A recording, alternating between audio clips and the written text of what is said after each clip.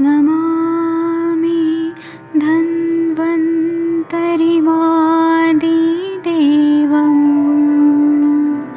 सुरासुरैर्वन्दितपादपद्मम् लोके जरारुभयमृत्युनाशम् दातारमीशम्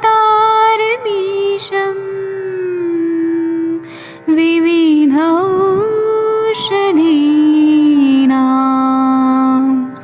शङ्खं चक्रं जलौकां दधतं मृतघटं चारुतोर्भिश्चतुर्भिः सूक्ष्मस्वच्छादिरुद्यं शुकपरिविलसन् मौलिमम्भोजनेत्रम् कालाम्बोदोज्ज्वलाङ्गं कटितटविलसत्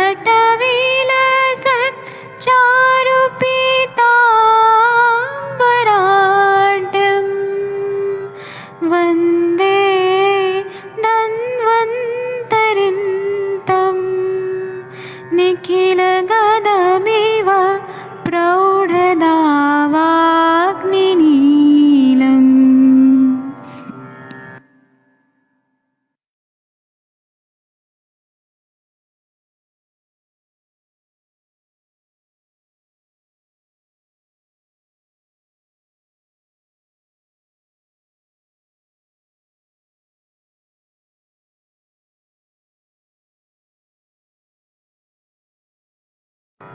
नमामि धन्वन्तरिमादिदेवम् सुरासुरैर्वन्दितपादपद्मम् लोके जरारुभयमृत्युनाशम् दातारमीशम्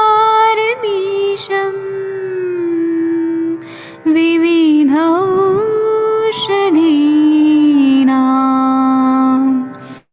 शङ्खं चक्रं जलौकां दधतं मृतघटं चारुतोर्भिश्चतुर्भिः सूक्ष्मस्वच्छादिरुद्यं शुकपरिविलसन् मौलिमम्भोजनेत्रम् कालाम्बोदोज्ज्वलाङ्गं कटितटविलसत् चारुपीताम्बराढ्यं वन्दे धन्वन्तरिन्तं निखिलगदमिव प्रौढदावाग्निनीलम्।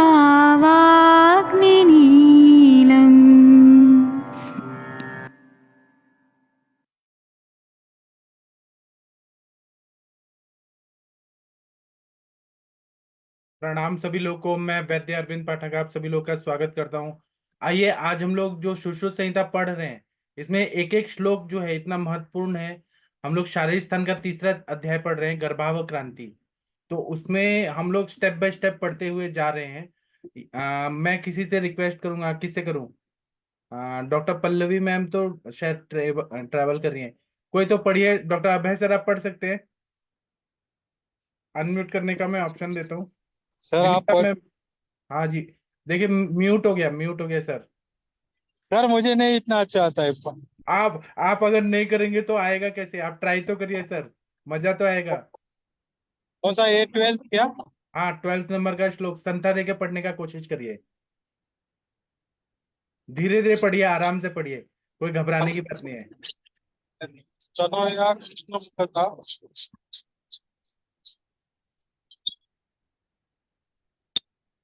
नहीं तो आप रुकिए सर। विनीता मैम, आप पढ़ सकती हैं? विनीता चौहान मैम। जी सर, प्रणाम सर। हाँ, प्रणाम। ये सद्यो ग्रहित मतलब ग्रहित गर्भा, मतलब प्रेग्नेंट होने के बाद तुरंत क्या सिम्टम्स आते हैं, उसके बारे में चर्चा हो रही है। पढ़िए जी मैम। सर। स्तन्यो कृष्णमुक्ता रोमराज्यम् उद्गमतः अक्षिपक्ष्माणि चाप्यस्य समील्यन्ते विशेषता अकामतर्षच्छर्दयति गन्धादु उद्विजितते शुभात् प्रसेका सदनं चापि गर्भिण्या लिंगम उच्यते। गृहीत गर्भाशय उत्तरकालिक चिन्ह। स्तनों के मुख काले होते हैं, रोए खड़े हो जाते हैं, आंखों के बाल चिटकने लगते हैं, कोई भी कारण न होते हुए भी वमन होता है, सुगंधि से भी त्रस्त होती है, मुख से लार स्राव होता है, हाथ पैर शिथिल होते हैं। यह लक्षण गर्भिणी में होते हैं। विमर्श। गर्भ रहने पर विभिन्न अंगों में होने वाले परिवर्तन निम्न प्रकार के होते हैं। उदर या गर्भाशय। गर्भो जठरा अभिवृद्धि, गर्भ से पेट की वृद्धि होती है। योनि आर्तवा अदर्शनम, योनश्च चाटालत्वम, आर्तव नहीं होता है योनि गर्भाशय में, चाटालत्व स्पर्ण होना या वृद्धि होना। नंबर 3, योनि स्राव होना, न कि गर्भाशय से, क्योंकि मृत गर्भों के लक्षण में योनि का स्राव नहीं होता है, ऐसा चरक भगवान ने शारीर स्थान 8वें अध्याय में बताया है। उससे सिद्ध होता है कि जीवित गर्भ में योनि का स्राव होता है। नंबर 4, स्तन। स्तनियो स्तन ओष्ठ स्तन मंडलवो काप्यण इत्यर्थम तस्माद अभिवर्ण्य तस्मात अभिर्ण्य ऐसे नहीं है, का तस्मात गर्भिण्या, और वो ऊपर था कार्ष्ण्यम अत्यर्थम। स्तन्यो स्तन्यम ओष्ठ स्तन मंडलवो कार्ष्ण्यम अत्यर्थम तस्मात गर्भिण्या। गर्भिण्य सर पीनो उन्नत पयोधरा भवंती। हाँ, स्तनों में दुग्ध का प्रादुर्भाव होता है। ओष्ठ और स्तन मंडल एरियोला कृष्ण वर्ण को प्राप्त होते हैं। गर्भाशय से आर्तव का स्राव रुकने से गर्भिणी के स्तन पुष्ट और उन्नत ऊंचे होते हैं। त्वचा रोम राज्य उद्गम, सुश्रुत शारीर स्थान 3 अध्याय। तत् कंडु प्रजायते कंडुमूला किक्किस वाप्ति, चरक शारीर स्थान 8। त्वचा पर रोए खड़े हो जाते हैं, उनमें खुजली होती है, खुजली के कारण किक्किस स्टेरिया ग्रेविडोरम पैदा होता है, अर्थात चर्म पर सफेद लकीर पैदा होती है। वर्ण हानि और शिथिलता लक्षित होती है। नाड़ी संस्थान मॉर्निंग सिकनेस, आश्य श्रवणम। बहुत अच्छा पढ़ रही है मैम जी। पढ़िए आगे। अनन्नाभिलाषा। जी सर। अनन्नाभिलाषा छर्दि अरोचकत्वम अम्ल कामता दौहृदय चेति, मुख से पानी आता है, अन्न से रुचि हटती है, वमन होता है और खट्टे पदार्थों के ऊपर इच्छा होती है। मूत्राशय और मलाशय अभीक्षणम पुरीश प्रवृत्ति, मूत्रम प्रसिच्यते, सुश्रुत शारीर स्थान 10वां अध्याय। बार बार शौच होता है और मूत्र भी आने लगता है। सामान्य परिवर्तन। गुरुगात्रतम चक्षुषो ग्लानि ईशत शवशु पादयो कार्च्य बलवर्ण हानि अरति शयेन क्लांति तच्च, हाथ पैरों में गुरुता मालूम होती है, आंखों में ग्लानि, पैरों में सूजन, कृष्णा, शारीरिक शक्ति और कांति की कमी होती है और थकावट भी मालूम होती है। इन लक्षणों से समझ लेना चाहिए कि स्त्री गर्भवती हो गई है। आधुनिक मत से 3 प्रकार के लक्षण होते हैं। काल्पनिक चिन्ह, प्रिजम्पटिव साइन, संभवनीय चिन्ह, प्रोबेबल साइन, निश्चयात्मक चिन्ह, पॉजिटिव साइन। आगे बढ़ो सर। हाँ, सब पूरा कंप्लीट करिए, फिर हम डिस्कस करेंगे इस पे। जी काल्पनिक सर। चिन्ह में काल्पनिक चिन्हों में पहला मासिक धर्म का बंद होना, दूसरा जी मिचलाना, कै होना, स्तनों का परिवर्तन, चौथा स्तनों में दुग्ध आना, 5वां पेट का बड़ा होना, 6वां पेट में हलचल मालूम होना, 7वां योनि की श्लेष्म त्वचा का रंग बदलना, मानसिक विकारों में भिन्नता इत्यादि। मासिक स्राव रुकने के लिए गर्भ के अतिरिक्त रजो अदर्शन अमेनोरिया, मासिक रुकना, युवा स्त्री का पांडुरोग, क्लोरोसिस, राजयक्ष्मा, मधुमेह एवं रजोनिवृत्ति, मीनोपॉज ये कारण होते हैं। उसी प्रकार कुछ स्त्रियों में मासिक धर्म का स्राव होते हुए भी गर्भोत्पत्ति होती है, इसलिए मासिक धर्म का रुकना ये गर्भोत्पत्ति के काल्पनिक चिन्ह है, निश्चित नहीं। कै होना, जी मिचलाना, यह तो शारीरिक विकृति और अजीर्ण जन्य भी हो सकता है। स्तनों में परिवर्तन, यह भी रंजित कणों के परिवर्तन होने से होता है। चौथा, स्तनों में दुग्ध का आना तो प्रथया गर्भ में ही संभवनीय लक्षण है और बार बार होने वाले प्रसूति में तो यह खास लक्षण नहीं हो सकता। पेट बड़ा होना पेट में अर्बुद होने के कारण भी होता है। पेट में हलचल पेट में वायु के कारण भी होता है। सातवां, योनि श्लेष्म त्वचा का रंग बदलना, यह परिवर्तन रक्त प्रवाह की रुकावट से होता है। इस कारण रुकावट के लिए अर्बुद भी कारण होता है। मानसिक विचारों में भिन्नता मामूली रोगों से, भय से या आपत्ति से भी हो सकती है। संभवनीय चिन्ह, प्रोबेबल साइन। नंबर 1, गर्भाशय वृद्धि, इनलार्जमेंट ऑफ यूट्रस। गर्भाशय का रुक रुक कर स्पंदन, हिगर का लक्षण।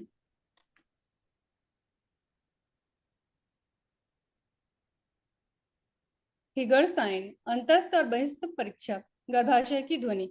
गर्भाशय वृद्धि गर्भ रहने पर समान, जल्द और एक क्रम में होती है, परंतु रुग्णावस्था में वह रुक रुक कर और धीरे धीरे तथा क्रमहीनता से युक्त होती है। गर्भाशय की वृद्धि का मासानुसार निर्देश, महीना और गर्भाशय का आकार। दूसरे महीने के आखिर में अंडे के आकार का, तीसरे महीने के आखिर में बड़े संतरे के आकार का, चौथे महीने के आखिर में भगस्ती सिम्फाइसिस प्यूबिस के ऊपर 3 इंच, 5वें महीने में नाभिक के नीचे 1 इंच, 6वें महीने में नाभिक के ऊपर 1 इंच, 7वें और 8वें और 9वें महीने में 6 महीने के उपरांत नाभिक के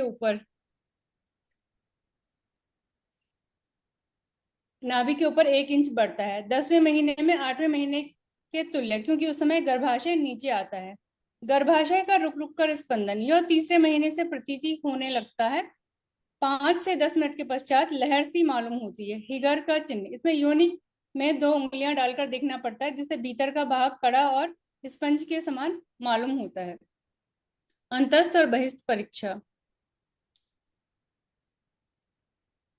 बाहर से दबाने से एक कड़ा गोला सा प्रतीत होता है।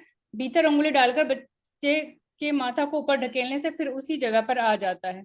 गर्भाशय ध्वनि, यह रक्त वाहिनियां बढ़ने की से प्रतीत होती है, परंतु ऐसी ध्वनि गुल्म ट्यूमर की वजह से भी प्रतीत हो सकती है। निश्चयात्मक चिन्ह या पॉजिटिव साइन, बालक के हृदय का स्पंदन, गर्भनाल का स्पंदन, फनल सुफले, भ्रूण के भागों का प्रत्यक्षीकरण। चौथा, भ्रूण स्पंदन। 5वां, एक्सरे। 6वां, रासायनिक परीक्षा, जोंडेक एंड एस्चेम्स रिएक्शन। बालक के हृदय का स्पंदन, नाभि और पुरोर्ध कूट को मिलाने के लिए एक लकीर खींचे, उसके मध्य बिंदु को निकालें तो उस स्थान पर बालक के हृदय का स्पंदन उसके जीवित होने से प्रतीत होता है। कभी कभी गर्भनाल का स्पंदन मालूम होता है, वह धोखे का लक्षण है। ये पूरा ऑप्स का किताब का ही ट्रांसलेशन कर दिया है इंग्लिश का। जी पढ़िए। योनि द्वारा अंतस्थ परीक्षा करने से बालक के अंगों का ज्ञान होता है। भ्रूण स्पंदन यह चौथे महीने के उपरांत और 5वें महीने के प्रारंभ में प्रतीत होता है। एक्सरे किरण, एक्सरे से फोटो खींचना। और एक परीक्षा होती है जिसमें मूषिका में गर्भिणी के मूत्र को सुई लगाते हैं और तत्पश्चात उसे काटकर बीज कोश की परीक्षा करते हैं। यह निश्चित परीक्षा, इसमें 14 दिन के गर्भिणी की भी परीक्षा होती है। जी बहुत बढ़िया पढ़ा। अब इस पे थोड़ा डिस्कस कर लेते हैं एक एक पॉइंट पे। पहले सुश्रुत क्या बोलते हैं वो देखते हैं और उसके बाद में टीकाकार क्या बोलते हैं वो देखेंगे। अब इन्होंने ये बताया ग्रहित गर्भ के उत्तरकालिक चिन्ह, मतलब कोई लेडी प्रेग्नेंट हो गई है तो उनको क्या क्या सिम्टम्स आएंगे। स्तन्यो कृष्ण मुखता, स्तनों के मुख काले काले हो जाते हैं, मतलब पूरा निप्पल्स और एरोला जो है वो ब्लैकिश हो जाएगा। रोम राज्य उद्गमस तथा रोए खड़े होने लगते हैं उनके शरीर में। अक्षी पक्षमाणी चापस्या, आंखों के बाल चिटकने लगते हैं एक दूसरे से। फिर सम्मिल्यते विशेषता, सम्मिल्यन्ते विशेषता मतलब चिपकने लगते हैं। अकामत छर्दयति, मतलब बिना कोई कारण से वमन होने लगता है, ऐसे नौशिया फीलिंग होने लगता है। आप लोगों ने देखा होगा फर्स्ट ट्राइमेस्टर में बहुत ज्यादा उल्टी जैसे सिम्टम्स आने लगते हैं। गंधाद विद्युजाय, गंधादु विद्युते शुभात, मतलब अच्छा सुगंध भी आए, परफ्यूम भी लगाया, अगरबत्ती भी लगाया, अच्छा इत्र भी लगाया तो भी उसको उल्टी आती है। ठीक है, क्यों? क्योंकि ब्लड सर्कुलेशन सब कहाँ गया है, तो बच्चे के पोषण के लिए जा रहा है, गर्भाशय में जा रहा है, तो अग्निमंद होता है और नौशिया फीलिंग होने लगता है। प्रसेकः सदनम चापी गर्भिण्या लिंगम मुच्यते, मतलब मुंह से लार बहुत आने लगता है और हाथ पैर शिथिल होने लगते हैं, ये लक्षण गर्भिणी में होते हैं। अब अलग अलग अंगों में परिवर्तन क्या क्या होते हैं, तो इन्होंने बोला है उदर गर्भाशय में गर्भो जठराभिवृद्धिम वृद्धिम, गर्भ से पेट की वृद्धि होती है, मतलब सरकमफ्रेंस पेट का धीरे धीरे वो बढ़ने लगता है, मासानुमासी हर महीने में बढ़ने लगता है। योनि आर्तव दर्शनम, योन्याश्च चाटलत्वम, मतलब आर्तव नहीं आता है, एमेनोरिया हो जाता है। वो फिजियोलॉजिकल चीज है, क्योंकि अब सारा ब्लड है और जो भी चीज है वो बच्चे की तरफ जा रहा है, तो इसलिए आर्तव नहीं आएगा। योनि में चाटलत्व मतलब स्फुरण या वृद्धि होने लगती है। फिर योनि के स्त्राव न होना, योनि से स्त्राव होना, न कि गर्भाशय से, मतलब सर्विक्स से और वजाइना से कुछ ऐसे सिक्रीशन आता है। और ये मृत गर्भों के लक्षण में योनि का स्त्राव नहीं होता है। ऐसा भगवान चरक ने, यहाँ देखिए भगवान चरक बोला है, मतलब चरक जी को भगवान बोला है, शारीर अध्याय 8वें में बताया है। उससे सिद्ध होता है कि जीवित गर्भ में योनि का स्त्राव होता है, थोड़ा थोड़ा हो रहा है, एक्सुडेट टाइप कुछ निकल रहा होता है। फिर स्तनों में क्या परिवर्तन आता है, स्तन्यो स्तन्यम ओष्ट स्तन मंडलवो कार्शम अत्यर्थम तस्मात् गर्भिण्य पिन्नो तत्पयोधरा भवंती, मतलब स्तनों में दुग्ध का प्रादुर्भाव होता है, वहां पे प्रोलैक्टिन का सिक्रीशन, एलएच ल्यूटिनाइजिंग हार्मोन का भी सिक्रीशन बढ़ने लगता है। बहुत ज्यादा नहीं होगा लेकिन नॉर्मल थोड़ा सा होगा। और ओष्ठ और स्तन मंडल कृष्ण वर्ण को प्राप्त होते हैं। गर्भाशय से आर्तव का स्त्राव रुकने से गर्भिणी के स्तन पुष्ट और उन्नत होने लगते हैं, क्योंकि पूरे बॉडी में इस्ट्रोजन, प्रोजेस्ट्रॉन, ल्यूटिनाइजिंग हार्मोन और जितने भी हार्मोन्स हैं वो उनमें चेंजेस आने लग रहे हैं। तो इसके वजह से ये सिम्टम्स आते हैं। त्वचा रोम राज्योद्गम तथा कंडु पजायते कंडुमुला की स्वाप्ति ही, जैसे पेट का आकार बढ़ेगा वैसे वैसे क्या होगा, खुजली भी आएगी और त्वचा फटेगी और किक्विस होने लगेगा। और वहां पे खुजली भी आएगी क्योंकि ड्राइनेस बढ़ गई है, रोए खड़े होते हैं, खुजली होती है बहुत ज्यादा। वहां पे स्नेह अंश जो है वो कहाँ ऊपर, स्नेह ने ऐसे गर्भ को सब जा रहा है स्नेह पोषण करने के लिए। तो माता कम घी वगैरह खा रही है तो वहां खुजली आने लगती है स्किन में। और पेट के भी त्वचा खुजली होती है, और ब्रेस्ट के भी, स्तनों की भी जो त्वचा है वहां पे किक्विस होने लगता है।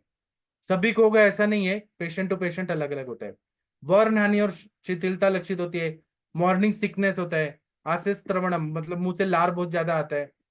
फिर उसके बाद में और क्या है, अनन्नाभिलाषा, खाना खाने की इच्छा नहीं होती है। सर्दी होता है, अरोचक होता है। अम्ल कामता मतलब इमली खाने का मन करेगा, अचार खाने का, खट्टा आम खाने का मन करेगा। दौर्हदय चेती, दौर्हदन चेती मतलब दो तरह का हृदय होता है, बच्चे का और माँ का। बच्चा जो जो इच्छा करता है वो माँ को खाने की इच्छा होती है। मुंह से पानी आता है, अन्न से रुचि हटती है, वमन होता है। खट्टे पदार्थों की ऊपर इच्छा होती है, क्यों होती है, क्योंकि अम्ल रस जो है वह अग्नि को बढ़ाता है। यहाँ पे अग्नि मंद हो गया है, तो अग्नि को बढ़ाने के लिए खट्टा चीज खाने का मन करता है। और खट्टा चीज अम्लीय होता है। खट्टा इसलिए मन करता है क्योंकि बॉडी में मतलब अम्ल दीपन और पाचन रहता है, हमें दीपन पाचन करने की इच्छा होती है शरीर में। अम्लता जो है वो कम हो जाता है, तो अम्लता बढ़ाने के लिए बॉडी ऐसे कोशिश करती है, मतलब खट्टा चीज की इच्छा होती है। विपरीत गुण इच्छा, जो चीज की शरीर में कमी है उसकी इच्छा होने लगती है। फिर मूत्राशय और मलाशय में क्या होता है, बार बार शौच होता है क्योंकि अग्निमंद है। मूत्र भी है, बार बार आने लगता है। अभिष्णम पुरुष प्रवृत्ति मूत्रम प्रसीयते प्रसिच्यते। सामान्य परिवर्तन क्या है कि हाथों पैरों में गुरुता होती है, क्योंकि ब्लड सर्कुलेशन कहाँ हो रहा है, बच्चे की तरफ हो रहा है, तो हाथ पैर जो है वो हैवी लगने लगते हैं। आंखों में ग्लानी होती है, पैरों में सूजन होती है, कृशता होती है। Pregnancy induced swelling, pedal oedema वगैरह। शारीरिक कांति और शक्ति कम हो जाती है, थकावट होती है। सबको होता है ऐसा नहीं है, कुछ कुछ लोगों में ही होता है। इन लक्षणों से समझना चाहिए कि स्त्री गर्भवती हो गई है। पहले के जमाने में यूपीटी नहीं होता था, यूरिन प्रेगनेंसी टेस्ट नहीं होता था। इन सिम्टम्स के हिसाब से ही समझ आता था कि हो रहा है, सोनोग्राफी का नहीं था। तो इसलिए जो हिंदी वाले टीकाकार हैं, अंबिकादत्त शास्त्री जी, उन्होंने अपने हिसाब से ये हिंदी में सब बता दिया है। अब इसमें प्रिजम्पटिव साइंस, प्रोबेबल साइंस और पॉजिटिव साइंस बताए। काल्पनिक चिन्हों में मासिक धर्म बंद होना, तो पता चलता है कि हाँ मेंसेस बंद हो गए। हम कल्पना कर रहे हैं, वहां पे अनुमान कर रहे हैं कि मेंसेस बंद हो गए, तो अब ये प्रेग्नेंट है। जी मिचला रहा है, उल्टी हो रहा है, क्या है होना मतलब उल्टी हो रहा है, तो मतलब अब प्रेग्नेंट है। स्तनों में परिवर्तन आ रहा है, स्तनों में दुग्ध आ रहा है, इसका मतलब अब प्रेग्नेंट है। पेट का बड़ा होना, पेट में हलचल होना, योनि की श्लेष्म में त्वचा का रंग बदलना, मानसिक विचारों में मूड स्विंग हो रहा है, तो मतलब ये काल्पनिक है, अनुमान से हम पता लगाते हैं कि प्रेग्नेंट है। दूसरा है कि प्रोबेबल साइंस, मासिक स्त्राव रुकने से गर्भ के अतिरिक्त रजोदर्शन, मासिक रुकना, युवा स्त्री का पांडु रोग, राज्य यक्ष्मा, मधुमेह, अच्छा उसी को इलेबरेट किया है, रजोनिवृत्ति के कारण होते हैं। उसी प्रकार कुछ स्त्रियों में मासिकस्राव, धर्मस्राव तो भी गर्भवती होती है, इसलिए काल्पनिक चिन्ह निश्चित नहीं। ये तो निश्चित चीज बता, काल्पनिक चिन्ह बताया, निश्चित नहीं बताया। क्या होना, जी मिचलाना, ये शारीरिक विकृति या अजीर्ण से भी हो सकता है। स्तनों में परिवर्तन होना मतलब रंजित कणों में, आरबीसी में कुछ परिवर्तन होने से हो सकता है। स्तनों में दुग्ध आना तो यह प्रोलैक्टिन बढ़ने की वजह से हो सकता है। या बार बार प्रसूति, ये भी में तो यह खास लक्षण नहीं होता है, ऐसा बताया। पेट बड़ा होना मतलब ट्यूमर हो, उससे भी हो सकता है। मतलब इन्होंने डिफरेंशियल डायग्नोसिस किया है कि ये सारे सिम्टम्स से आप मत बोलिए कि प्रेग्नेंट है। पेट में हलचल हो रही है तो पेट में वायु के कारण भी होता है। योनि की श्लेष्मल त्वचा का रंग बदल रहा है मतलब रक्त प्रवाह की रुकावट के वजह से ये हो रहा है। और इसका कारण ट्यूमर भी हो सकता है पेट में, ये भी कारण हो सकता है। फिर उसके बाद में ये बोल रहे हैं मानसिक विचारों में भिन्नता, मामूली रोगों से भय, आपत्ति भी से भी हो सकता है। मूड स्विंग हो रहा है, एंग्जाइटी हो रहा है, क्रोध आ रहा है उससे भी हो सकता है। फिर बोल रहे हैं संभवनीय चिन्ह। अब प्रोबेबल साइन, प्रेगनेंसी में क्या क्या हो सकता है, हम बाद में होने वाली भविष्य वाली चीजों को अभी समझ सकते हैं। कि गर्भाशय की वृद्धि होगी, एनलार्जमेंट और ऑफ यूट्रस होगा, गर्भाशय का रुक रुक का स्पंदन होगा, हिगर साइन है वो हो सकता है। मतलब ये होने वाले हैं अभी 9 महीने ऐसे। हम अंतस्थ और बहिस्थ परीक्षा कर सकते हैं। फिर उसके बाद में अंतस्थ और बहिस्थ परीक्षा हम सोनोग्राफी के हिसाब से देख सकते हैं, गर्भाशय की ध्वनि देख सकते हैं। फिर उसमें मतलब फंडल्स का जो साउंड है वो आ रहा है क्या, उसके लिए अलग अलग इंस्ट्रूमेंट उस जमाने में होते थे। उससे गर्भाशय की वृद्धि होती है तो गर्भ रहने पे समान जलद और एक क्रम से होती है। एक साइड मतलब एक साथ वो धीरे धीरे बढ़ता है और एक क्रम से होती है। और रुक रुक कर धीरे धीरे क्रमहीनता से युक्त होती है। मतलब पहले बढ़ेगा फिर धीरे धीरे घटेगा, ऐसा होता है। तो पहले दूसरे महीने में क्या होता है, अंडे के आकार का होगा। फिर उसके बाद में तीसरे महीने में बड़े संतरे के आकार का होगा। फिर चौथे महीने में भगास्ती के ऊपर 3 इंच, पांचवें महीने में नाभि के नीचे 1 इंच, छठवें महीने में नाभि के ऊपर 1 इंच, सातवें और आठवें महीने में और 9वें महीने में 6 महीने के उपरांत नाभि के ऊपर 1 इंच बढ़ता है। फिर 10वें महीने में 8वें महीने के तुल्य मतलब फिर थोड़ा सा कम हो जाता है। उस समय गर्भाशय नीचे आता है और वर्टेक्स प्रेजेंटेशन होने लगता है तो वो नीचे आता है। यहाँ पे 10वां महीना लिखा है लेकिन आजकल 9वें महीने में ही डिलीवरी हो जाती है। 9वां महीना कंप्लीट होकर डिलीवरी हो जाती है। गर्भाशय का रुक रुक का स्पंदन होना, यह तीसरे महीने में प्रतीत होने लगता है। 5 से 10 मिनट के बाद लहर सी महसूस होती है। हीगर का साइन है, इसमें ये पता चलता है कि 2 उंगलियां डालकर पर वजाइनल एग्जामिनेशन पीवी करना पड़ता है, जिसमें इंटरनल लॉस जो है वो पूरा कड़ा रहेगा, मतलब हार्ड रहेगा और स्पंज की तरह मालूम होगा। ये हीगर का साइन है, पर वजाइनल एग्जामिनेशन से पता चलता है। और अंतस्थ और बहिस्थ परीक्षा मतलब बाहर से दबाने से कड़ा गोला प्रतीत होता है, भीतर अंगुली डालकर बच्चे के माथा के ऊपर ढकेलने की से फिर उसी जगह पे आ जाता है, मतलब वर्टेक्स प्रेजेंटेशन हो रहा है ऐसा पता चलता है। गर्भाशय की ध्वनि है, रक्त वाहिनियां बढ़ने की वजह से होता है। और ये ध्वनि ट्यूमर की वजह से भी हो सकता है। अब पॉजिटिव साइन क्या है, हम कैसे कंफर्म करें कि हाँ प्रेगनेंसी है, तो फीटल हार्ट साउंड उससे कंफर्म हो जाता है।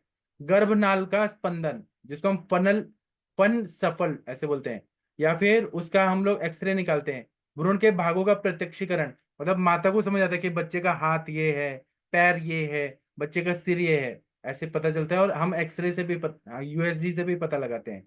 भ्रूण का स्पंदन होता है, मतलब उसका हार्ट रेट और स्पंदन से पता चल जाता है। फिर एक्सरे करते हैं और जॉन्डेक और एस्ट्रिमिक रिएक्शन, ये पहले के जमाने में होता था, उससे होता है। फिर फीटल हार्ट साउंड है तो उसको देखना है तो नाभि और पूर्व ऊर्ध्व कूट को मिलाने से एक लकीर खींचना है, उसके मध्य बिंदु निकाल के। और वहां पे अब ये प्रैक्टिकल चीज है जो हमें सिखाया गया था। तो फिर वो देखते हैं आजकल तो डॉपलर हो गया है। पहले जो स्टेथोस्कोप के पीछे था ना फिटोस्कोप, अपने स्टेथोस्कोप को ऐसे गोल किया तो फिटोस्कोप, तो वो लगा के और फिर हृदय का स्पंदन कोई भी नॉर्मल स्टेथोस्कोप से भी पता चल जाता है। उसी तरह से कभी कभी गर्भनाल का स्पंदन मालूम होता है, ये धोखे का लक्षण है। फीटल हार्ट साउंड नहीं रहता है, वो गर्भनाल का स्पंदन होता है। तो हमें ऐसे कंफ्यूजन होता है कि सच में है क्या। उसके बाद में क्या बोल रहे हैं कि योनि द्वारा अंतस्थ परीक्षण करने से बालक के अंगों का ज्ञान होता है। भ्रूण स्पंदन मतलब चौथे महीने के उपरांत और 5वें महीने के आरंभ में प्रतीत होता है। एक्सरे से फोटो खींचने से पता चलता है। एक और परीक्षा होती है जिसमें मुशिका में गर्भिणी के मूत्र को सुई लगाते हैं और तत्व बीज कोश ओवरी की परीक्षा करते हैं। यह निश्चित परीक्षा है, इसमें 14 डेज के बाद गर्भिणी की भी परीक्षा होती है। आजकल ये सब नहीं करते हैं, इसलिए इसके बारे में नहीं बात करेंगे। ये पहले के जमाने में होता था। आजकल तो बहुत advance 3D 4D 5D sonography का सिस्टम आ गया है। जी, अभी हम निबंध संग्रह पढ़ेंगे। विनीता मैम, आप निबंध संग्रह का ये टीका पढ़ दीजिए। दलहन जी ने जो लिखा है निबंध संग्रह टीका। जी।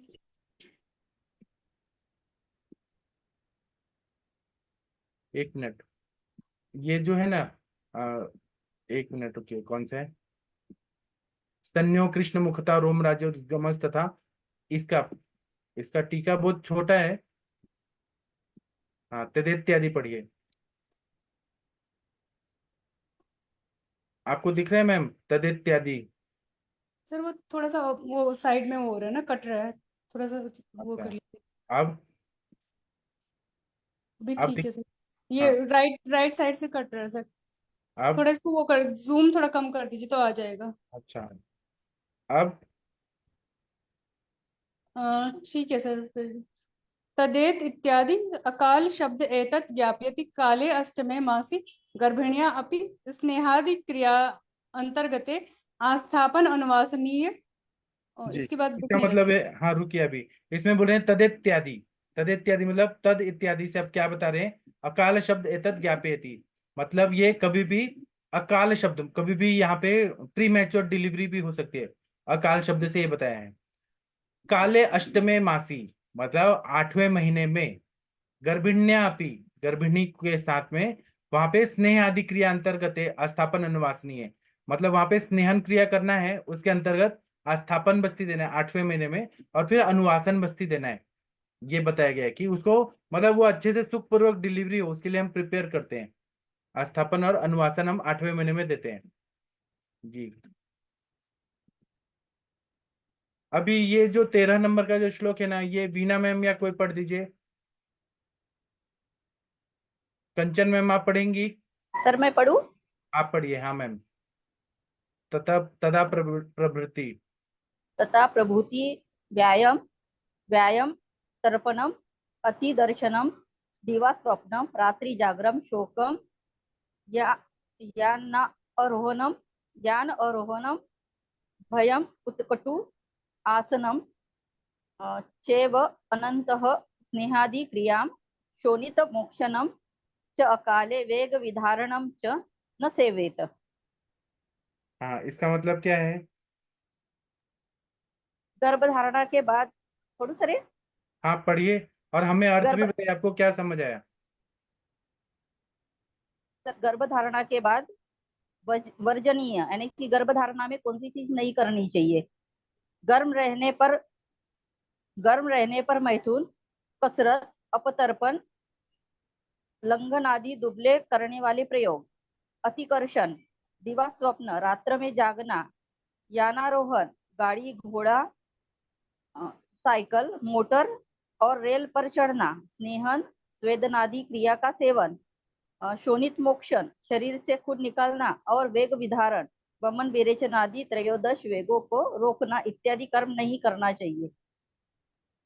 क्यों नहीं करना चाहिए आपके हिसाब से? क्यों नहीं, ये सब क्यों मना किया गया? सर एबोर्शन हो सकता है इसीलिए।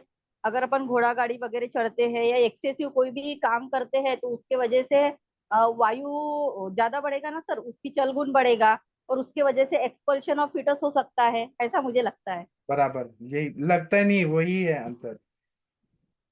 हाँ, आगे विमर्श पढ़ लीजिए, फिर हम डिस्कस करेंगे। जी सर। विमर्श। गर्भस्थापना होने पर मैथुन करने से गर्भ को पीड़ा होती है। व्यायाम से गर्भ की स्थिति में परिवर्तन होता है। लंघन और क्रूरता करने वाले कार्यों में गर्भ के शरीर की वृद्धि नहीं होती है। दिन में सोने से दिव्या स्वाप आदि दोषेच्च प्रतिशायश्च जायते, यानी कि दिवा स्वाप करने से प्रतिशाय वगैरह जो दोष है, दोष दूषित हो जाते हैं, उसकी वजह से हो सकता है।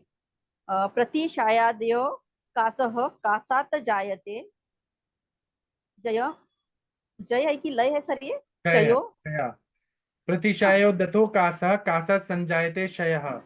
हाँ। चयो रोगस्त हेतुत्वे शोषाश्च अप्य उपजायते, प्रतिशायाय आदि रोगों का प्रादुर्भाव होता है। रात्रि में जागने से प्रकृति खराब होती है, शोक से वायु विकृत होती है, यान रोहन से एक तो शरीर को झटके लगते हैं। इस यान के वेग के कारण श्वास यंत्रणों में ज्यादा हवा भर जाती है। भय से खून ज्यादा जलद दौड़ने लगता है। बैठने से गर्भ पर भार पड़ता है और नीचे से गर्भ को आशय नहीं मिलता है। स्नेह स्वेदनादि पंचकर्मों में से अष्टम महीने में आस्थापन अनुवासन देने का विधान है। उसी प्रकार वात विण पुत्र जृंभा अश्रु शवोद्गार, हाँ शव उद्गार अति इंद्रिय वमी तृष्णा वमी इंद्रिय क्या वमी इंद्रिय वमी इंद्रिय है। चक्ष उष्ण उच्छ्वास निद्रा, इन त्रयोदश वेगों के धारण करने से उदावरत होता है, इसलिए उपयुक्त वस्तुओं का सेवन न करें। बहुत बढ़िया पढ़ा मैम। आपने कंचन मैम से पूछा है उन्होंने कैसे एग्जाम का पढ़ाई किया था? वैसे आपको नहीं सर, मैं पूछने वाली हूँ सर, अभी टाइम है ना एग्जाम को, तो अभी पूछूंगी फिर पढ़ाई स्टार्ट करूंगी सर। अभी से नहीं पढ़ेंगी तो फिर सोचेंगे कि लास्ट में 4 दिन में पढ़ूंगी, तो फिर नहीं नहीं नहीं सर, आपसे और मैडम से सलाह लूंगी सर। अभी स्टार्ट करूंगी क्योंकि सिनॉप्सिस का प्रिपरेशन शुरू है सर अभी, अच्छा। इसीलिए। हाँ ठीक है। Thank you sir. हाँ थैंक यू मैम। इसमें बोल रहे हैं कि गर्भ रह रहा है, मतलब प्रेगनेंसी हो गई है, तो मैथुन नहीं करना है। अगर करेंगे तो जर्क लगेगा और फिर वो वायु का चल गुण बढ़ेगा। कसरत एक्सरसाइज हैवी एक्सरसाइज नहीं करना है, वजन नहीं उठाना है, जिम में नहीं जाना है, और लंगन आदि दुबले करने वाले प्रयोग भी नहीं करना है, उपवास नहीं करना है। इसलिए बोलते हैं गर्भिणी को कोई उपवास नहीं करना है उस टाइम पे। अतिकर्षण ज्यादा कृष करने वाली चीजें नहीं करना है, दिन में नहीं सोना है, रात में नहीं जागना है, घोड़ा गाड़ी साइकिल मोटर और रेल पर नहीं चढ़ना है, एरोप्लेन में भी नहीं ज्यादा जाना है, उससे जर्क लगता है। लैंडिंग के टाइम में या टेक ऑफ के टाइम पे बहुत ज्यादा जर्क लगता है और घबराहट भी बहुत होती है। और याना स्नेहन स्वेदन क्रिया का सेवन नहीं करना है उस टाइम। गर्भिणी जो रहती है, जिस तरह से तेल फुल पात्र में रहता है, तो हम जब चलते हैं तो कितना ध्यान रखना पड़ता है, इस तरह से गर्भिणी माता का बहुत ध्यान रखना पड़ता है।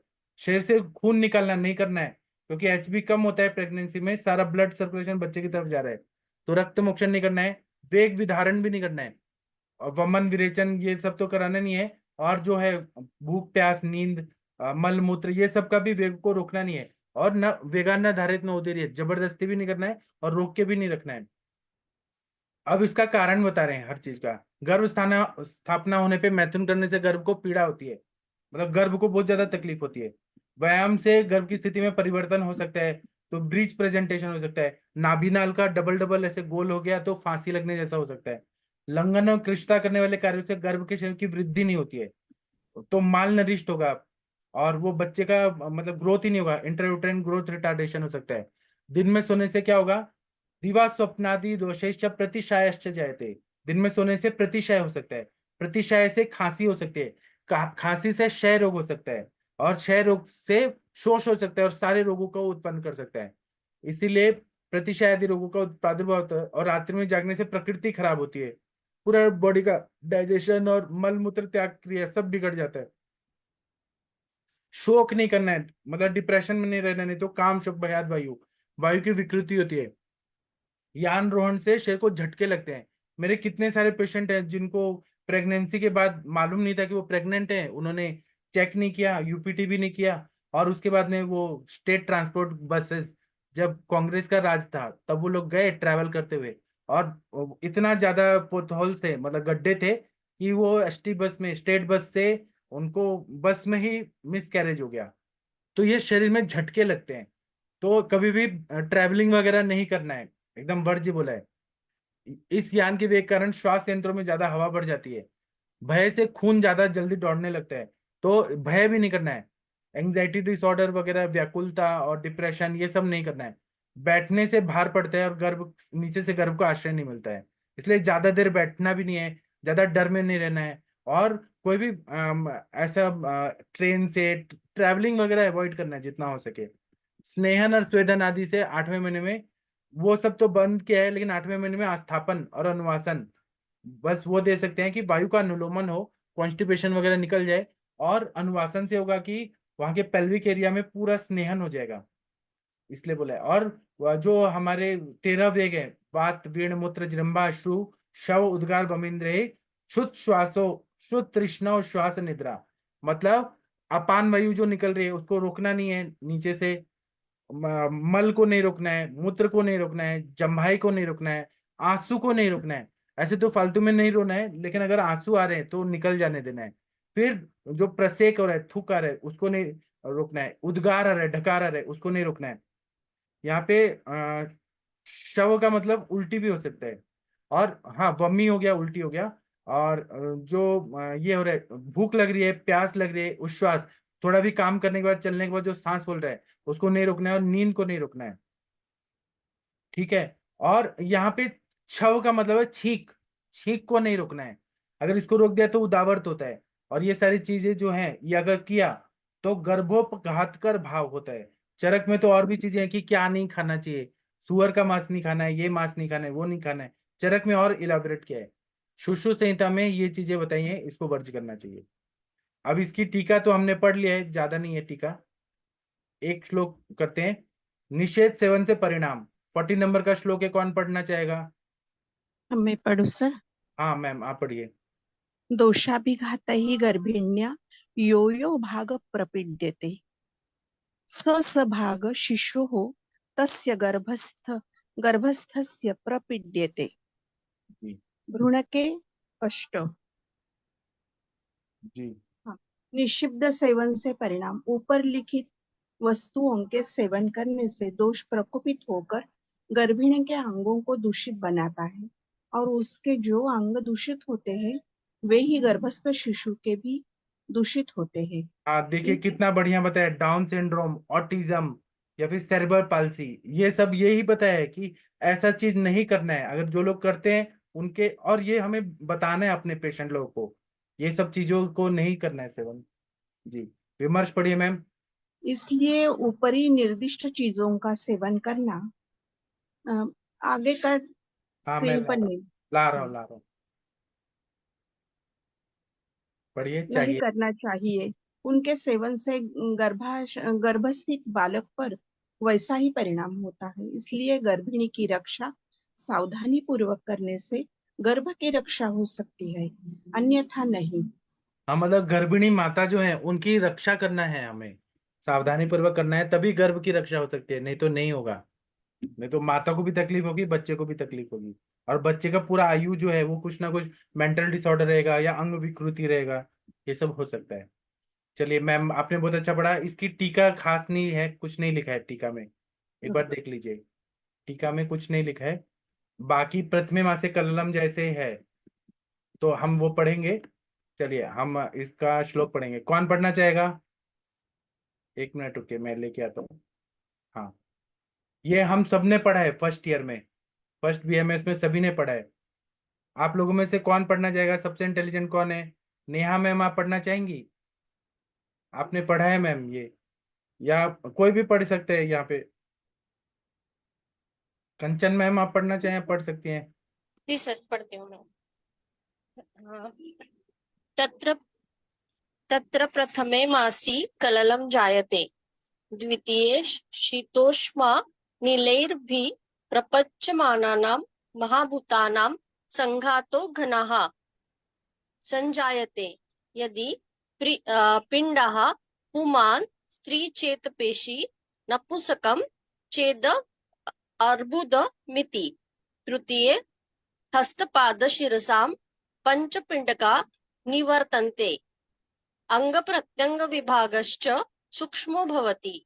चतुर्थ सर्वांग प्रत्यंग चतुर्थे चतुर्थे चतुर्थे हाँ चतुर्थे सर्वांग प्रत्यंग विभागः प्रवक्तो भवति। गर्भ हृदय प्रवक्तिम अभावश्चेतना धातुर अभिव्यक्तो भवति। कस्मात् ततस्थान त्वात्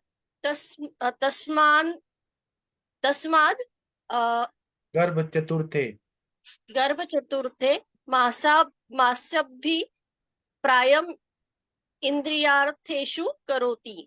द्विहृदया द्विहृदयां च नारीं दो रुधिनी माचक्षते दो हृदय विमान नाथ कुब्जम कुनिम खंजम जडम वामनम विकृताक्षम नक्षम या नारी सुतम जनयति तस्मात् सा यद्यदि अच्छेत तस्यै दापयेत् लब्ध दोरुद्या हि वीर्यवंतम चिरायुषुम च पुत्रम जनयति। बहुत बढ़िया पढ़ा मैम, बहुत बढ़िया। अब इसका हिंदी में अर्थ पढ़िए और हमें अर्थ बताइए।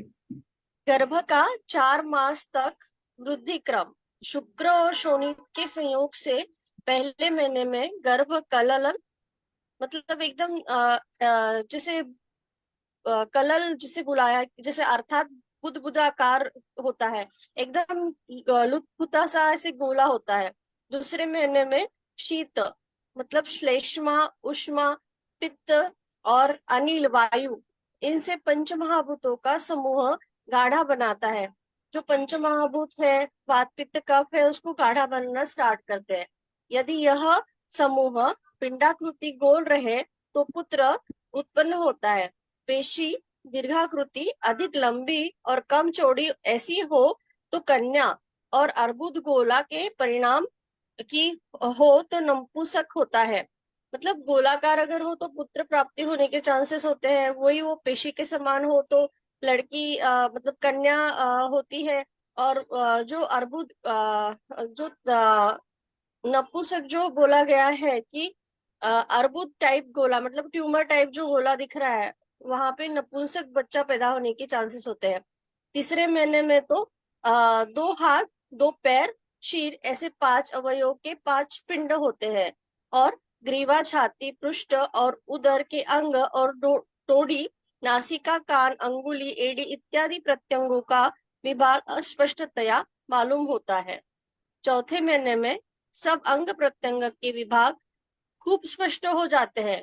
चौथे महीने में एकदम से पूरे अवयव दिखने लगते हैं और गर्भ का हृदय स्पष्ट होने से चेतना धातु व्यक्त होता है, क्योंकि हृदय चेतना धातु का स्थान है। इसलिए इंद्रियार्थ शब्द स्पर्श रूप रस गंध इनकी अवहेलना करने से स्त्री कुबड़ा कुनी लूला खंज मतलब लंगड़ा जड़ वामन मतलब नाटा विकृताक्ष मतलब कि टेढ़ी आंख वाला अनक्ष मतलब अंधा पुत्र पैदा करती है। इसलिए वह जो चाहे उसको उसे देना चाहिए।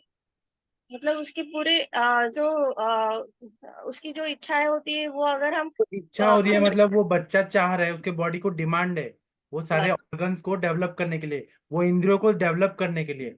जैसे कि अगर उसको तीखा खाने की इच्छा हो रही है तो उससे तेज महाभूत मिलेगा और उसकी आंखें अच्छी होंगी, उसका भ्राजक पित्त अच्छा होगा, उसका रंजक पित्त अच्छा होगा, पाचक पित्त अच्छा होगा। अगर वो तेज तीखा चीज नहीं मिलेगा तो उसको नहीं मिलेगा, फिर वो आंखें टेढ़ी मेढ़ी हो जाएगी। उसी तरह से अगर उसको कुछ मीठा खाने का मन कर रहा है मतलब उसका ब्रहण हो रहा है तो इसलिए वो डिमांड करता है। डिमांड का भी एक साइंस है, क्यों डिमांड कर रहा है बच्चा, क्यों माँ को इच्छा हो रही है, क्योंकि बच्चे को वो सारे ऑर्गन्स को तैयार करने के लिए, सेंस ऑर्गन्स कर्मेंद्रिय इन सबको तैयार करने के लिए वैसे महाभूत वाले चीजों की इच्छा हो रही है जी।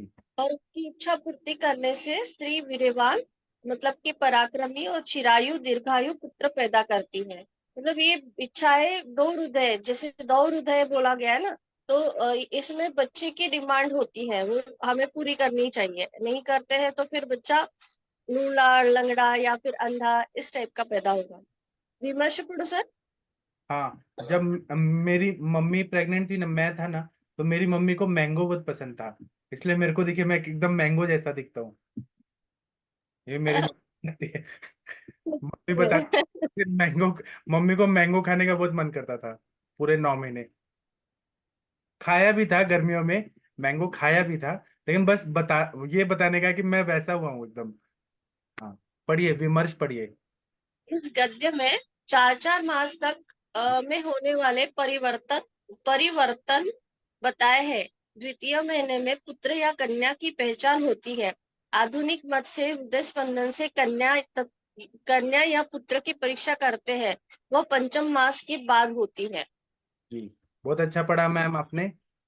अभी हम इसका और हिंदी में कुछ है क्या वो देखते हैं, नहीं तो टीका पढ़ते हैं। हाँ ये है, पढ़ दीजिए। हृदय का स्पंदन, फीटल हार्ट साउंड, ये इन्होंने बताया है। हृदय का स्पंदन यदि 145 प्रति मिनट हो या उससे अधिक हो तो स्त्री और उससे कम होने से पुरुष उत्पन्न होता है। स्त्रियों का अधिक डरपोक होना उनके हृदय की गति का कारण है। इस प्रकार से उनका उष्णतामान मतलब टेम्परेचर भी पुरुषों की अपेक्षा ज्यादा होता है। तो हृदय की पूर्ति न होने से मानसिक और शारीरिक स्वास्थ्य बिगड़ जाता है, जिसका परिणाम संतान के ऊपर भी फलीभूत होता है। जी, बहुत अच्छा पढ़ा मैम आपने। इस पर किसी को कुछ कहना है तो कह सकते हैं। हम लोग अभी टीका पढ़ते हैं। डलहनाचार्य जी ने टीका लिखी है, आप मैम पढ़ना चाहेंगी? मैं अर्थ बता दूंगा। कंचन मैम आप ही पढ़ दीजिए, आपका शुद्ध उच्चारण है बहुत ही।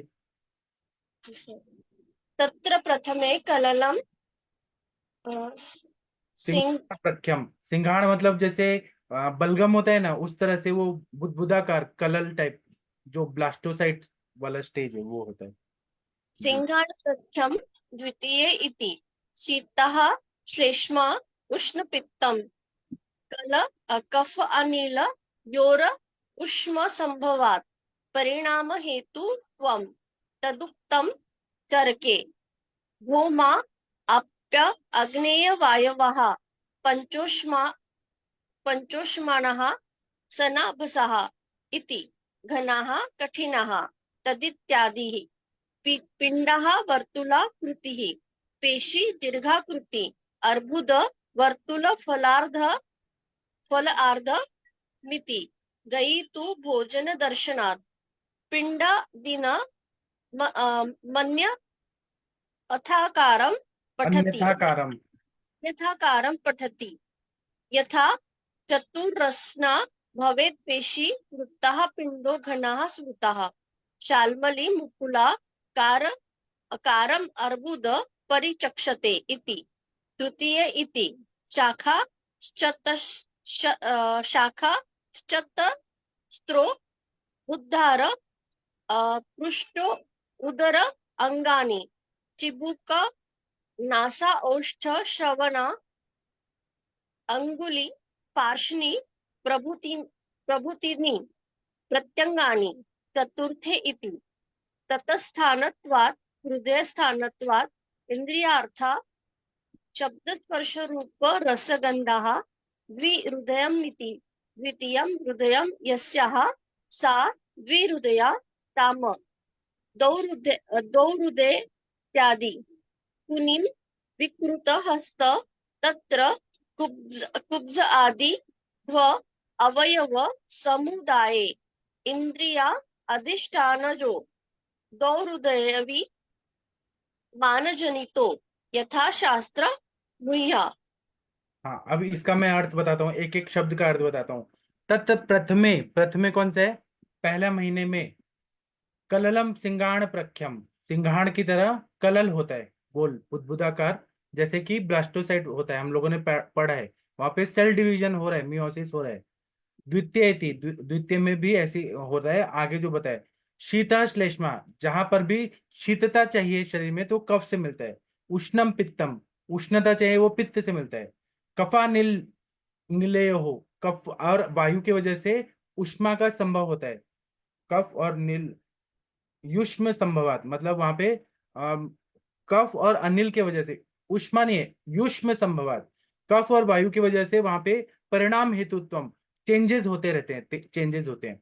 तदुक्तम चरके, इसी तरह से चरक में कहा गया है भौमी अपि आग्नेय वायव्याः, मतलब भौम मतलब पृथ्वी तत्व, आप मतलब जल तत्व, आग्नेय मतलब तेज तत्व, वायु तत्व, और पंचोष्माण ये पांच, और आकाश तत्व सनाभसा इति, इनके वजह से सारे अंग प्रत्यंग बनने लग रहे हैं। वहां पे श्लेष्मा है वो शीत है, पित्त है उष्मा दे रही है, ट्रांसफॉर्मेशन कर रही है, और कफ और नील के साथ में चेंजेस होते हैं, परिणाम हेतुत्वम ये होता है। द्वितीय तीज जब बोला है तो इसका मतलब द्वितीय मास में ये सारी चीजें हो रही हैं। घनहा कठिना मतलब घनता आ रही है, कठिनता आ रही है, यदि इत्यादि। अगर पिंडः है, वर्तुलाकृति है, पिंड मतलब वर्तुलाकृति, गोल गोल। अब पेशी मतलब दीर्घाकृति, दीर्घ मतलब लंबा। अर्बुद मतलब वर्तुल फलार्ध मिति, मतलब अर्बुद ऐसा है कि गोल है लेकिन वो आधा है। गई जो ऋषि हैं उन्होंने क्या बोला है, भोज दर्शन नाम का ग्रंथ है जिसको गई ने लिखा है, गयदास ने लिखा है। उन्होंने लिखा है कि पिंडा दिनाम अन्यथा आकारम पठति, पिंड आदि से जो भी अन्य अलग आकार होता है, अन्यथा आकारम, उसको हम लोग नपुंसक बोलेंगे। यथा चतुरस्रा भवेत पेशी वृता पिंडो घना स्मृता, मतलब चौथा उन्होंने टाइप बोला है कि जहाँ पे पेशी जैसा होगा या वृत्त होगा या पिंड होगा या घन होगा, ऐसा बताया।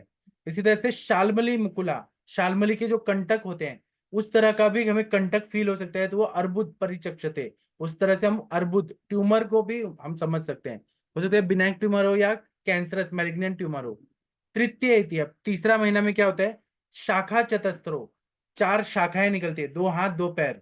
मूर्धो, मूर्धा होता है सिर का उत्पत्ति हो रहा है, उर हो रहा है, पृष्ठ हो रहा है, उदराण्य अंगानी, उदर हो रहा है और अन्य अंगों का उत्पत्ति हो रहा है। चिबुक मतलब हमारा चिन्ह, नासा हो रहा है, ओठ हो रहा है, श्रवणेंद्रिय हो रहा है, अंगुली हो रहा है, पार्शनी हो रहा है, प्रभुतिनी प्रत्यंगन, ये सारे प्रत्यंग की उत्पत्ति हो रही है। उसके बाद चतुर्थे थी, चतुर्थ में क्या हो रहा है, तस्थानत्वात हृदय स्थानत्वात, वहां पे हृदय का स्थान की उत्पत्ति हो रही है चतुर्थ महीने में। इंद्रियार्थाहा, इंद्रियों का अर्थ वहां पे उत्पन्न हो रहे हैं, क्योंकि हृदय आ रहा है तो वो शब्द स्पर्श रूप रसगंध, अपनी ज्ञानेंद्रियों की उत्पत्ति हो रही है, और हृदय भी आ रहा है, मन भी आ रहा है। तो पंचमे मन है ऐसे बोला है, लेकिन चतुर्थ महीने में हृदय की उत्पत्ति हो रही है, मन ज्यादा अभिव्यक्त हो जाता है। लेकिन यहाँ पे इंद्रियों का अर्थ शुरू हो रहा है, शब्द स्पर्श रूप रसगंध। दो हृदयामिति, जब हृदय हो रहा है और मन सूक्ष्म रूप से है और इंद्रियों के अर्थ है, इसलिए दोहृदा अवस्था आती है, तो उसमें कुछ कुछ इच्छाएं होती है, जैसे खट्टा खाना है, यहाँ पे इंद्रियों का अर्थ है, इसलिए अच्छा स्मेल लेना है, अच्छा चीज देखना है। केवल ये नहीं कि खाने पीने का मन कर रहा है, अच्छी जगह घूमने का मन करता है, अच्छी बातें सुनने का मन करता है, अच्छा स्पर्श होना चाहिए, जैसे फैन की हवा अच्छी लग रही है, या फिर जहाँ पे सूदिंग एनवायरनमेंट है, बाग बगीचा है, झरने है, वहां जाने का मन। तो शब्द भी अच्छा चाहिए, स्पर्श, जो जो इच्छा होती है वो पूरा करना है। दो हृदय में द्वितीयम हृदयम यस्सा दुहृदयतम, मतलब माता के शरीर में 2 हृदय हो जाते हैं, एक खुद का हृदय और एक बच्चे का हृदय, इसलिए उसको 2 हृदय बोला है, दोहृदय इत्यादि, इसलिए दोहृदा बोला है। कुणी विकृति हस्त, मतलब अगर ये चीजें पूरी नहीं की तो वो विकृत हाथ हो सकता है, कुब्ज हो सकता है, खंजत्व हो सकता है। कुब्जादिशु कुब्जादिशु अवयव समुदाय अधिष्ठान, इंद्रिय अधिष्ठान जो, मतलब अगर वो चीजें पूरी नहीं हुई दौर्धावस्था में, जो इच्छाएं हो रही हैं, तो उसके वजह से वो अंधा हो सकता है, काना हो सकता है, बहरा हो सकता है, बाल नहीं आ सकते हैं, टकला रहेगा पूरी लाइफ, या हाथ पैर की विकृति रहेगी, या मेंटली रिटार्डेड रहेगा, या कुछ भी डाउन सिंड्रोम और जितने भी एडीएचडी वगैरह सब हो सकता है। दौरिद विमान जनितो यत्र शास्त्रम होया, इसलिए दौरिद को समझ के शास्त्रों में ऊहे क्या है, चिंतन किया गया है, उस पर डिस्कशन किया गया है, ऐसा है अर्थ। इस पे अंजना मैम या कोई कुछ बोलना चाहते हैं तो बोल सकते हैं। आप लोगों ने ऐसे पेशेंट देखे हैं कि दौरिदावस्था की इच्छाएं पूरी नहीं हुई, तो बच्चों को डाउन सिंड्रोम हो गया, एडीएचडी हो गया, सेरेब्रल पाल्सी हो गया, डिलेड माइलस्टोन हो गया, केस टेकिंग के टाइम पे हम लोग जरूर ये चीजों को पूछते हैं। वीना मैम आप कुछ बोलना चाहेंगी इस टॉपिक पर, या कंचन मैम आपने पेशेंट देखे हैं कि जब केस टेकिंग करते हैं बच्चों का तो माता का भी केस टेकिंग करते हैं? जी सर, बिल्कुल देखने को मिलते हैं। और इसमें ये तो चीजें मिलती हैं, और हमारे शास्त्रों में ये भी बोला गया है कि सूर्य ग्रहण के समय भी वो अगर सब मतलब जो जो चीजों को अवॉइड करने के लिए बोला है, वो अगर समझो करती है, जैसे सब्जी काटना है, छुरी यूज करना है, तो वो बच्चों में भी ऐसे मतलब कुछ न कुछ डिफेक्ट दिखता है, जैसे कि कान कटा हुआ है या फिर कोई उंगली कटी हुई है, इस टाइप के क्लेफ्ट दिखते पैलेट, होंठ कटना, हैं। क्लेफ्ट ओट पैलेट। उठना से दिखता है सर। जी, सही बताया आपने। हाँ, किसी को कुछ और बोलना है इस टॉपिक पर? आप लोगों ने केस टेकिंग के टाइम पे सुना होगा, देखा होगा। कंचन मैम ने बोल दिया। वीना मैम आप कुछ बोलना चाहती हैं? नहीं, माधुरी मैम कुछ बोलना चाहती हैं इस टॉपिक पर? पेशेंट है सर। ठीक है, पेशेंट देखिए सबसे पहले, वो जरूरी है। तो अभी ना हम नया श्लोक कल शुरू करेंगे 19 नंबर का, क्योंकि बड़ा श्लोक है, आज कंप्लीट नहीं हो पाएगा, तो हम आज इतना ही रुकते हैं। अभी हम लोग 9 बजे मिलेंगे क्लिनिकल संभाषा में। और मैं डॉक्टर हरिहर सर आपसे रिक्वेस्ट करूंगा, सारे जो विरेचन वाले पेशेंट हैं वमन के बाद, उन लोगों को आप जोड़ने का कोशिश करिए, हम एक बार उनसे बात करना चाहते हैं। हरिहर सर अगर आप सुन रहे हैं तो आप कृपया लाइएगा, ठीक है? तो मैं अभी सेशन बंद करता हूँ। थैंक यू, हाँ प्रणाम। सर, हाँ सर, आज लाऊंगा। हाँ सर, लाइए सबको। ठीक है, थैंक यू सर। अब हम 9 बजे मिलेंगे। Thank you.